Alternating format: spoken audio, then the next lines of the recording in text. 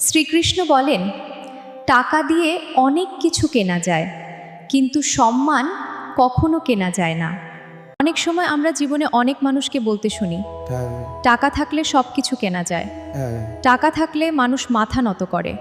একটা কথা এখানে বোঝো, ধরো একজন মানুষ বড় বাড়ি বানালো, দামি গাড়ি কিনলো, অনেক টাকা রোজগার করলো, কিন্তু সে যদি মানুষের সাথে খারাপ ব্যবহার করে, অহংকার করে, অন্যকে অপমান করে, তবে মানুষ তার টাকাকে ভয় করতে পারে কিন্তু তাকে সম্মান করবে না। আরেকজন মানুষ হয়তো ধনী নয়, কিন্তু সে সৎ, বিনয়ী এবং মানুষের পাশে দাঁড়ায়, তাকে দেখলে মানুষ হৃদয় থেকে সম্মান করে। ঠিক যেমন একটি গাছ, গাছ নিজের জন্য ফল ধরে না, মানুষকে ছায়া দেয়, ফল দেয়, উপকার করে, তাই মানুষ সেই গাছকে যত্ন করে। তাই শ্রীকৃষ্ণ বলেন, সম্মান টাকা দিয়ে নয়, চরিত্র দিয়ে অর্জন করতে হয়। কারণ টাকা সাময়িক শক্তি দেয়, কিন্তু ভালো চরিত্র মানুষের হৃদয়ে স্থায়ী সম্মান এনে দেয়। এভাবেই সম্মানপূর্ণ জীবনের পথে এগিয়ে যেতে থাকুন।